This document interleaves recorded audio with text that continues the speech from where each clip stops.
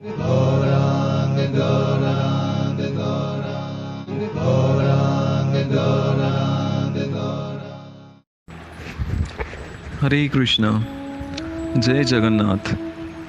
कल जिस प्रकार हमने दास बावरिया के विषय में श्रवण किया, जगन्नाथपुरी से वापस आने के बाद उनका भाव पूरी तरह से जगन्नाथ जी में और बढ़ गया और चावल और सब्ज़ी के सामने आने पर उसमें भगवान के नेत्र दिखने लगे और वो नृत्य करने लगा था। अब इसके आगे की बहुत ही सुंदर लीला को आज हम श्रवण करेंगे। जगन्नाथपुरी से आने के बाद दासिया का व्यवहार पूरा बदल गया। वो सदैव भगवान की लीलाओं में मगन रहने लगा और वो अक्सर अपने आप को कोसता रहता, धिक्कार है मुझ पर, मेरा जन्म ऐसी नीच जाति में हुआ। हम अछूत हैं, कैसे मुझे भगवान की कृपा प्राप्त होगी। अपने भक्त की हृदय विदारक स्थिति देखकर एक दिन पतित पावन भगवान जगन्नाथ ने दासिया को अपने दर्शन दिए।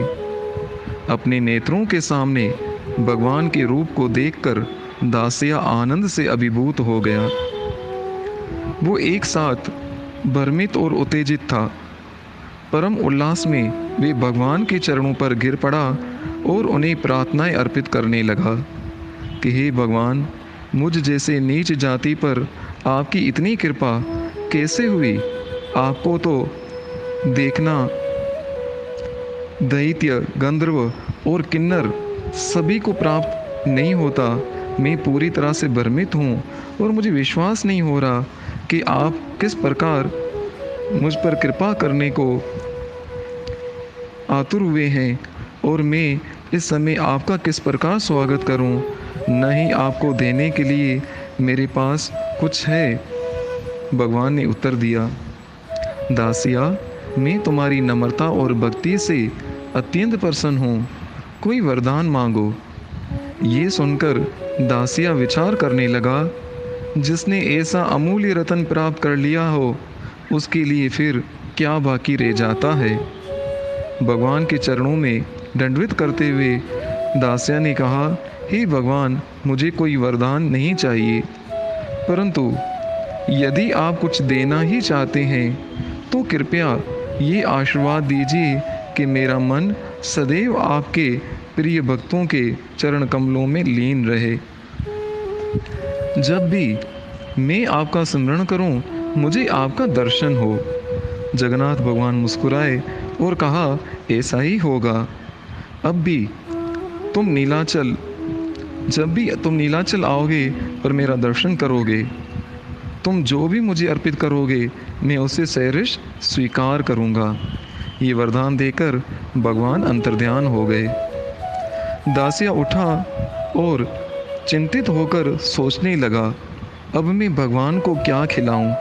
अभी अभी बुनकर तैयार हुआ एक कपड़े को उठाकर वे गांव में उसे बेचने के लिए निकला।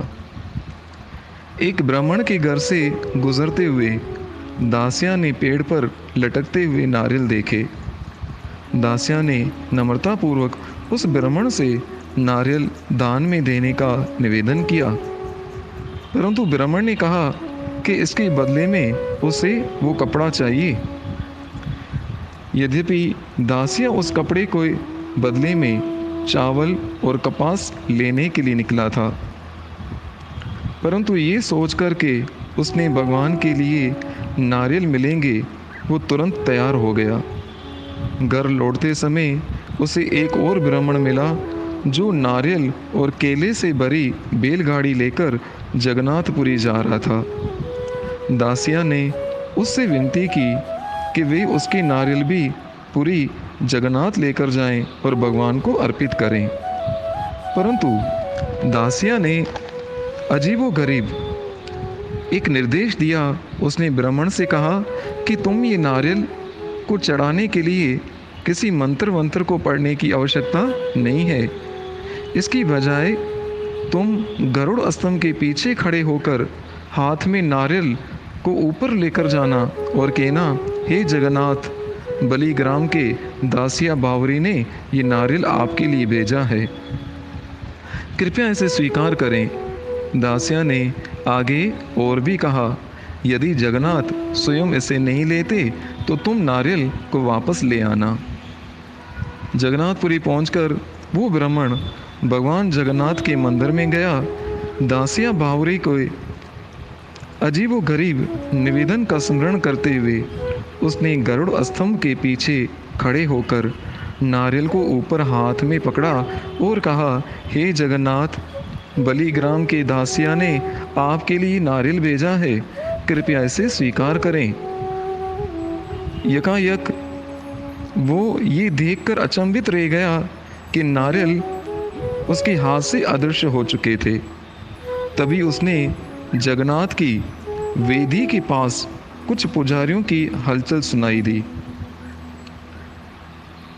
जब ये वहां पहुंचा तो ये देखकर अवाक रह गया कि नारियल का गूदा भगवान जगन्नाथ के मुंह और चेहरे पर फैला हुआ था। जब वे ब्राह्मण लौट कर आया और दासिया को बताया तो उस दासिया ने खुशी के मारे उसका ठिकाना ना रहा। भगवान ने उनसे जो वचन दिया था उस वचन को भगवान ने स्वीकार पूरा किया और उसकी भेंट को स्वीकार किया।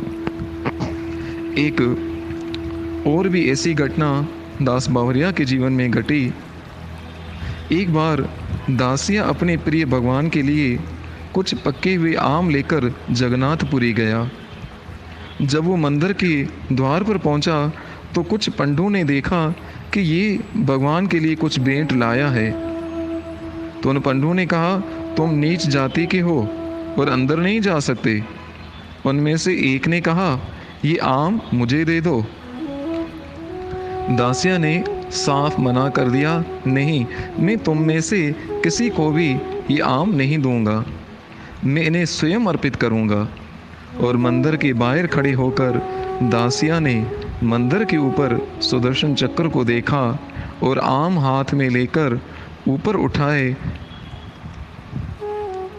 और अचानक आम वहां से उनके हाथ से गायब हो गए। उस समय उन पंडों को लगा कि दासिया कोई योगी है और उसने उससे पूछा, क्या उसके पास कोई सिद्धि है क्या? दासिया ने उनका उत्तर देने के स्थान पर उनसे निवेदन किया कि मंदिर के अंदर जाकर देखो कि आम वहां पर हैं या नहीं। जब पुजारी अंदर गया तो ये देखकर हक्का बक्का रह गया कि भगवान जगन्नाथ के सिंहासन के पास आम की बची गुठलियां और छिलकों का ढेर पड़ा था।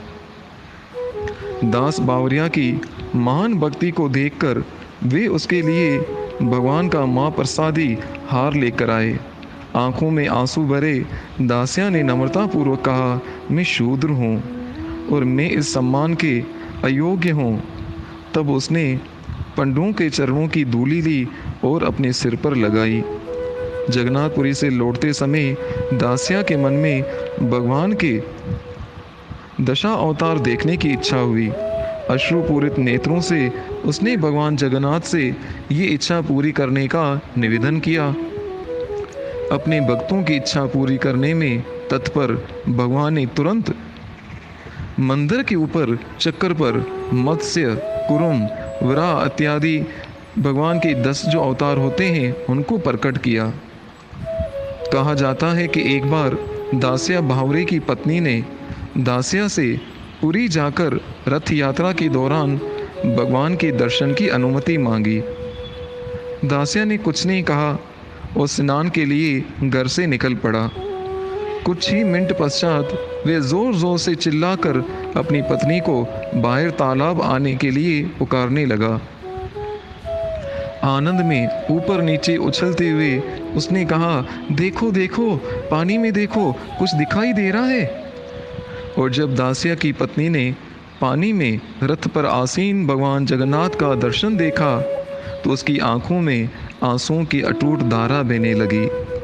दासिया बावरी के जीवन की ये घटनाएं दर्शाती हैं कि भगवान श्री कृष्ण के भक्तों को जन्म से नहीं जांचा जा सकता।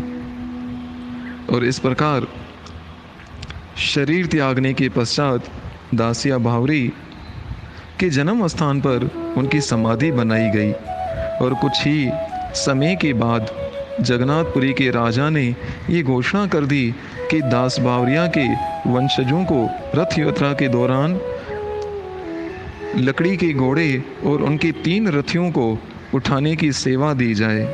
और आज तक ये सेवा उनके वंशज ही कर रहे हैं।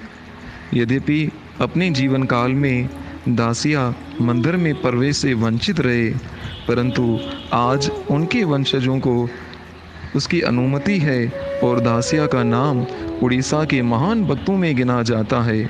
उनका गांव बलिग्राम एक तीर्थ स्थान बन चुका है, जहां सैकड़ों भक्त भगवान जगन्नाथ के इस भक्त की कृपा याचना के लिए जाते हैं। इस महान वैष्णव के सम्मान में उड़ीसा सरकार ने उनके गांव में एक जगन्नाथ भगवान का मंदिर बनाया है और उसमें दासिया बावरी की मूर्ति भी स्थापित की थी। इस प्रकार उस मंदिर में आज भी दास बावरिया की मूर्ति के दर्शन हो सकते हैं। तो ये थी भगवान जगन्नाथ की अपने भक्तों के ऊपर कृपा कि भगवान की लीला इतनी अद्भुत है कि कभी कभी बड़े बड़े योगी भगवान को खोजने के लिए पूरा जीवन व्यतीत कर देते हैं और भगवान ऐसे योगियों के हाथ नहीं आते। और कभी कभी तो भगवान ऐसे भक्तों पर कृपा कर देते हैं जिनकी ना कोई साधना होती है, जिनका ना कोई भजन होता है। इसलिए कभी हमें अपनी साधना पे अभिमान नहीं होना चाहिए कि मैं इतना दान करूँगा, इतने शास्त्र पढ़ूँगा, इतने वेद पढ़ूँगा, इतना पंडित बन जाऊँगा, तब मैं भगवान की कृपा को प्राप्त करूँगा। परंतु हमें सदैव भगवान की कृपा पर आश्रित रहना चाहिए। प्रभु, मेरे अंदर ये सामर्थ्य नहीं कि मैं अपनी साधना के बल पर आपके दर्शन कर पाऊँ। अगर आप कृपा करो तो मुझे पतित को अपना सकते हो और अपनी कृपा कर सकते हो। इस प्रकार भगवान जगन्नाथ के अद्भुत चरित्रों को अपने भक्तों के साथ जो भगवान जगन्नाथ ने लीलाएं की, उनको हम आगे श्रवण करेंगे। तो आज हम दास बावरिया की इस अद्भुत लीला को यहाँ विराम देते हैं। जो हरि को भजे सो हरि को होए, जाति वर्ण पूछे न कोई। सदैव भगवान नाम का स्मरण कीजिए और अपने जीवन को धन्य कीजिए। हरे कृष्ण कृष्ण कृष्ण हरे हरे, हरे राम राम राम हरे हरे।